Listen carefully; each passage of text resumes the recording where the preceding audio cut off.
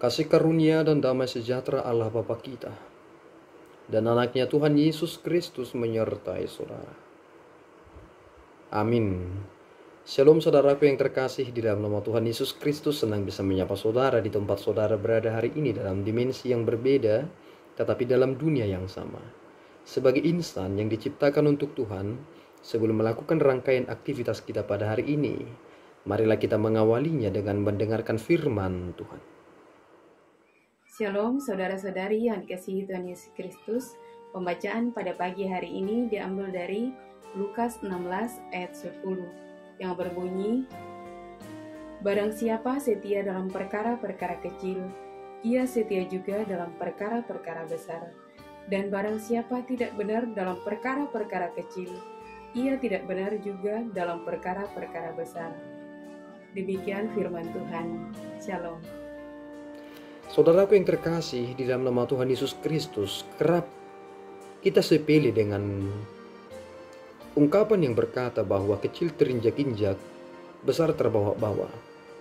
Tetapi ketika kita sudah berada di dalam posisi kita saat ini, setelah kita memperhatikan setiap yang kita kerjakan dan hasil yang kita terima pada kesempatan ini, baru kita berkata, mengapa aku tidak mengingat ini ketika aku masih muda, ketika aku masih kecil, dan mengapa aku tidak mempersiapkan itu?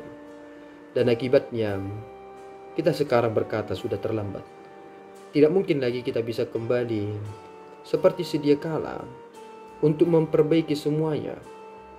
Karena nasi sudah menjadi bubur, kita sudah terbawa lebih jauh, dan kita tidak bisa kembali lagi kepada tahapan yang semula. Semua yang kita terima pada kesempatan ini ternyata merupakan bagian dari dampak tentang apa yang kita kerjakan di masa lalu. Sama halnya ketika kita belajar tentang apa yang dikatakan oleh nats firman Tuhan hari ini. Barang siapa setia dalam perkara-perkara kecil, ia setia juga dalam perkara-perkara besar. Ini adalah salah satu kunci untuk menyadarkan kita bahwasanya kita ini memiliki tanggung jawab kita masing-masing yang Tuhan berikan, dan kita akan mempertanggungjawabkannya kepada Dia. Jangan pernah melihat apa yang saudara kerjakan dan membandingkannya dengan apa yang orang lain kerjakan. Tetapi jika saudara diberikan tanggung jawab, maka saudara harus kerjakan itu. Dan saudara harus melakukan yang terbaik dengan itu. Karena akan ada kemungkinan saudara akan diberikan tanggung jawab yang lebih besar. Dulu, ketika saya masih sekolah, di sekolah dasar hingga saya mahasiswa, salah satu hal yang paling saya hindari adalah menjadi ketua kelas.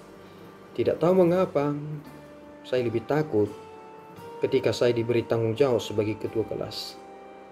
Dan saya selalu menghindar ketika ada pemilihan ketua kelas, saya tidak mau. Dan saya selalu bersembunyi. Tetapi pada suatu waktu, guru atau dosen ternyata memberikan tanggung jawab itu, dan betapa gemetarnya saya harus menghadapi kenyataan itu. Saya sulit tidur dan sulit memahami apa yang akan harus saya kerjakan, dan ternyata sekarang saya langsung berkata betapa bodohnya saya di masa itu. Tetapi itulah bagian proses di mana ada satu hal yang ternyata tidak sepenuhnya harus dapat dibenarkan, karena merasa tidak mampu untuk menerima tanggung jawab itu, sehingga mencoba menghindarinya. Tetapi sampai kapan kita akan menghindarinya? Ketika kita belajar dari hal-hal yang kecil, ternyata kita akan lebih cermat menghadapi hal-hal yang besar. Ketika kita tidak bertanggung jawab tentang hal-hal yang kecil, maka kita akan melepaskan banyak hal tentang hal-hal yang besar. Ini salah satu adalah bagian perihal tentang nasihat yang diberikan kepada kita, bahwasanya kita harus memperhatikan bagaimana orang-orang Farisi dalam perjalanan hidupnya. Adakah mereka setia dengan apa yang Tuhan berikan kepada mereka? Mereka semua itu adalah hamba-hamba uang ketika dikatakan dalam nas ini. Dan mereka mencemoohkan Allah. Ketika kita belajar tentang apa yang dilakukan Yesus Kristus, setidaknya ada 3 hal yang kita lihat mengapa mereka sangat membenci Yesus Kristus. Salah satu masalah penafsiran tentang Perjanjian Lama, secara khusus hukum Taurat. Bagaimana Yesus Kristus benar-benar memberikan kritik tentang apa yang mereka kerjakan pada peristiwa hari Sabat. Kedua, terkait tentang masalah pendapatan. Bahwasanya Allah di dalam pribadi Yesus Kristus mengkritisi tentang income yang tidak beres itu, yang menguntungkan sebagian pihak, yakni para pembesar-pembesar agama, pemuka-pemuka agama yang bekerja dan melayani di bait suci itu. Yang ketiga adalah perihal tentang eksistensi Yesus Kristus sendiri. Ketika ia 7 kali menyerukan, aku. Dan itu adalah identitas tentang nama Allah sendiri. Dan Musa telah menerima nama Allah. Siapakah engkau yang akan aku beritakan kepada bangsa ini? Dan Allah berkata, aku yang adalah aku. Dan di sanalah realisasinya. Dan Yesus Kristus mengatakannya. Sehingga 3 hal itu ternyata sudah cukup untuk menjerumuskan Yesus Kristus kepada masalah yang lebih besar. Hingga pada penyaliban Yesus Kristus. Jika kita tidak memperhatikan baik-baik tentang hal-hal yang kita dengarkan, maka itu bisa menjadi masalah besar bagi saudara. Saudara anggap itu adalah lelucon dan kemudian berkata bahwa itu hanya untuk menyenangkan telinga saja. Kemudian saudara terbiasa dengan hal itu. Tiba-tiba ada masalah yang besar. Saudara tidak akan dapat bisa menghadapinya karena saudara menganggap bahwa yang saudara dengarkan itu adalah hal-hal yang sudah sering saudara dengarkan. Padahal ini akan membawa saudara kepada perkara yang besar yang akan dapat saudara taklukkan di masa depan. Mari saudaraku yang terkasih, jika Tuhan memberikan tanggung jawab itu kepada kita, selesaikan itu, apapun itu. Meskipun saudara hanya penyapu rumah, orang-orang kaya, penyapu jalan raya, membersihkan trotoar, apapun itu. Jika saudara mengerti tentang arti hidup di dalam kekudusan, maka saudara akan penuh dengan gairah untuk menyelesaikannya.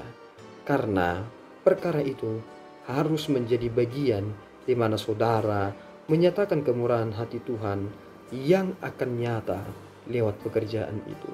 Mari bekerja untuk kemuliaan Tuhan, sebab Tuhan yang memberikannya, sehingga Tuhan juga yang akan menerimanya. Jika itu berasal dari kaisar, kembalikan kepada kaisar. Tetapi jika itu berasal dari Allah, bukankah seharusnya kita akan kembalikan itu lagi kepada Allah? Inilah perkara yang kecil yang akan menuntun kita kepada perkara yang besar. Tuhan Yesus memberkati kita berdoa.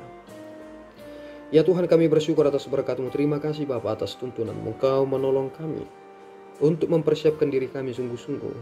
Engkau telah memberikan kami perkara-perkara yang kecil untuk mengawali kami dan melihat kesetiaan kami. Bimbing kami Tuhan supaya kami dapat mengerjakannya sepenuh hati, tanpa bersungut-sungut, sungguh-sungguh ingin memuliakan-Mu semata. Dan izinkanlah kami Tuhan tetap menjadi hamba-Mu yang setia. Sebab Engkau adalah Allah yang setia, maka kami juga harus menjadi pribadi-pribadi yang setia. Terima Tuhan doa, pujian, penyembahan kami ini, yang kami sampaikan hanya di dalam nama anak-Mu Tuhan Yesus Kristus kami berdoa dan mengucap syukur. Anugerah Tuhan kita Yesus Kristus, kasih setia Allah Bapa, dan persekutuan Roh Kudus menyertai saudara. Amin.